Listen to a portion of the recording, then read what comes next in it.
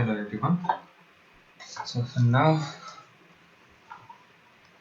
this video will be discussing about some basics and introduction to memory systems, and also we will learn about semiconductor RAM. So I hope you all know what is RAM, random access memory. We will also see some of the types. First of all, when we start with memory, computer organization, a subject which actually deals with a microprocessor or a microcontroller. A memory plays a very important role in all the processor systems. We all know that memory can be of many different types. We have seen a lot of memories wherein we store a lot of our files, pictures, audio, video, and all that. That's a different kind of a memory. Whenever we speak about any device, your mobile phone or a laptop, we will speak about RAM, where the behavior of RAM is completely different. And we also know that if suppose there is an instruction to be executed by the processor will take the information from one memory location, takes it and keeps it in a temporary memory location. We call it as cache memory. And we do have another type of memory which we call it as flash memory. We will all learn about that. So other than these memories, we also see external memories like CD, that means optical drives, or external hard drives, pen drives. You'll see that. And we also have got something called as virtual memory, where we try to save data in Google Cloud or any different kind of cloud of that matter. So we see some of the basics now.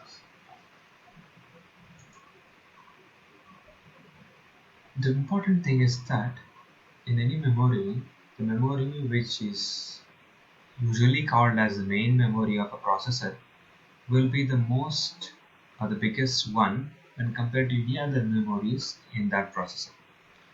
Let us not consider ROM or external memory that we try to add. So within the processor, whatever the memory we have, main memory will be the maximum size. So we need to have a proper connection between the processor and the memory, which is always important.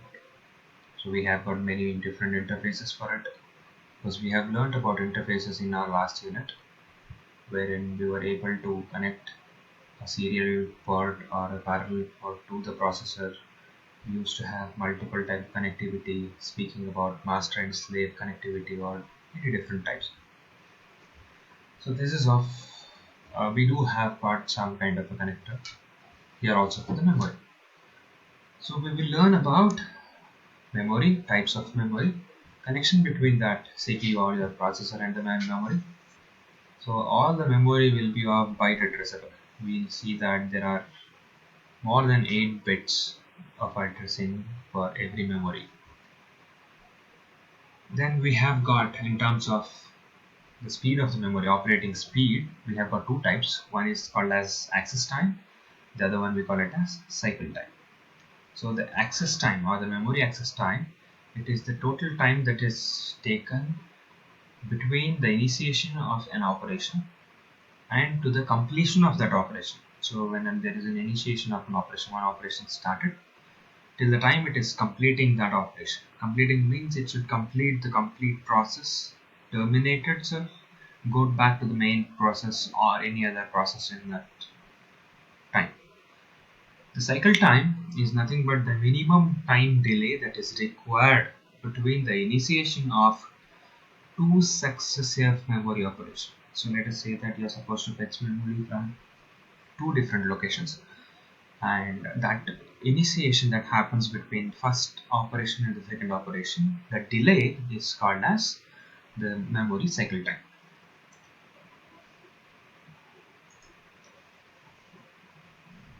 We all have got the knowledge of memory. We all have seen a lot of different things, wherein sometimes we see that if you are speaking about a main memory or any secondary memory, uh, the cost of the memory is low, because we pay maybe somewhere around 4,000 rupees for to 1 TB or 2 TB of data, right? But when we speak about the flash memory or your RAM, for 2 GB or 4 GB, you are supposed to pay 2000 rupees or somewhere near to that. So we should always know that increase in the size of the memory will reduce the cost only after some value. I had told you people about the frequency of operation, if you all remember. We see that the lower frequency can travel to very long distance, that is AM. Even today we have got AM signals, AM radio stations, which are there in only 4 or 5 places all over India, and they are able to cover every nook and corner of India. But FM that we listen, the Bangalore stations will reach Mandya with a lot of disturbances or interferences. Or Mysore stations will not reach Mandya sometimes because due to the change in the terrain or a lot of different intermediate terrains that we have. So after that again, once the frequency raises to microwave frequencies, we are able to communicate. We are able to communicate from our house to the satellite that's there thousands of kilometers away from us. So that's the specialty. So in the memory also we have got the same thing. So whenever a memory is designed, memory is to be designed with a lot of care. One is that where it is used, how it is used, and the other thing is that you also have to see the effectivity, means how efficient it is operating and all that. And we also have to see that what is the cost of the memory. So just to say that it's important or it's good in usage, you cannot just charge any price that you want. So the customer will not be happy purchasing it. So we have got two things. One is that techniques in increasing the size and speed of the memory. One is that cache memory we have. The other one is the virtual memory we have. We have got types of memory: RAM, ROM, cache, and flash memory. So I just started with the same idea.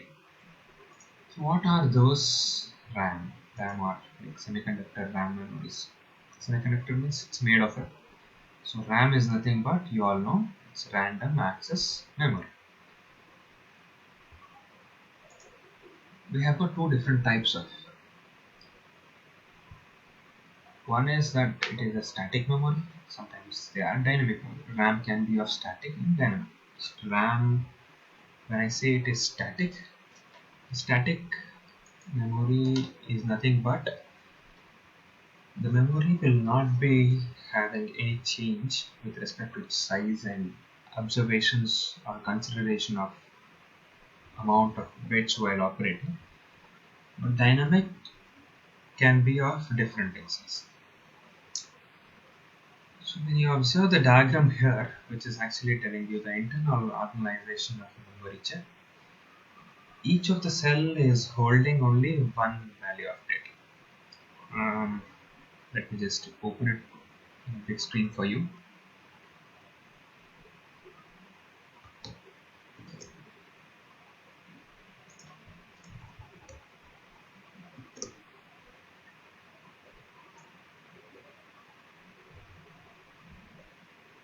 So each of the memory cell can hold one bit of information. So memory cells that are organized in form of an array, each of the row is called as memory word. So they are arranged in an array. So it has got a row and column. Rows are called as memory word. All cells of a row are connected in a common line, that is nothing but the controlling line, which we call it as word line. The word line is actually connected to an address decoder. The address decoder will help you in understanding what is the addressed memory location is, and it will be operated. And we have got a decoder for the address understanding, and that will help us in decoding the data that is sent by the processor. We have got two things. One is to write the data into the memory, and the other one is to read the data or sense the data in memory, so which we call it as an input and output line of a memory chip. So for this only, when we see that it is having a design of the diagram. So this is what the diagram design of the memory system looks like, memory chip looks like. Each of that single block, the single blocks that we see is individual memory which hold one bit of data.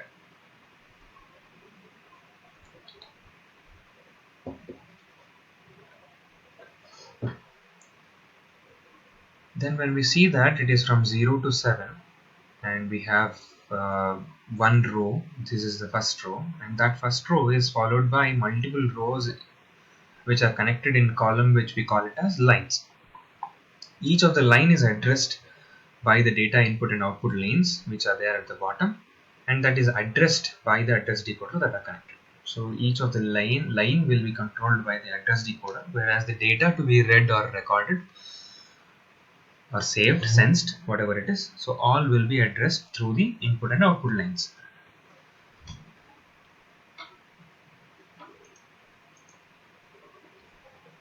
When we speak about SRAM, so this is the SRAM cell we have spoken about. Sorry. So static RAM. So I told you that there are two types. One is that static RAM, the other one is the dynamic RAM. Or dynamic RAMs of many different types, I could say. The static RAM will have the important thing is that they have got a very conditional location. So we have got that two transistors that are connected. You can observe that there are word lane and bit lanes you have. So between the timeline, having the diodes, uh, they are able to get connected, or the inverters we have, or the flip-flops, whatever that we have connected, which are behaving like a basic flip-flop, will hold one bit of information for time being. So we all know about that, right? The cell, whatever that we have, they are connected between time t1 and t2. There are the two transistors which are controlling the overall operation that are happening between the inverter connection. So they are just like your CMOS connection, if you all remember. So when we have these connections, how do we understand whether the connectivity is trying to record the data or read the data? That will be actually done by knowing the levels of the transistor. So if the transistor is turned off, then what is the state? If the transistor is turned on, then what is the state? So that it actually depends on it. So the SRAM, that is nothing but the static RAM, consists of circuit that are capable of having the data as long as the power is applied. So we all know that it is once the data is there in the static RAM, unless you turn off the system, the data will be there in that RAM. So which we call it as volatile. They are volatile. So once you turn off the power of the overall processor or the system, then automatically the data that is there in the static RAM will be erased. The dynamic RAM is completely different, which are there with respect to the periodical refreshment. So maybe in 1 minute or 2 minutes it will be refreshed. So we do not have any defined time that it will be there in during this time or something like that. So it can be of many different time, and it is periodically refreshed. So depending on your operation, it is periodically refreshed. So sometimes we have got this problem also, that is while when you are trying to read the data, during that time the dynamic RAM could be refreshed, so you will not be able to read the complete data. That can also happen. So we will speak about synchronous and synchronous RAM in our next video. Sorry, it's a very small video that I am able to do. So I'm following up with another one. So this video, I'm calling it as video 2. The next one will be called as video 2A. Or this is we call it as video 2A, and the other one we call it as video 2B. Hope you are understanding it. If you have any doubts, kindly post it down in the comment section in the Edmodo app itself. I'll be able to answer you all. Thank you so much.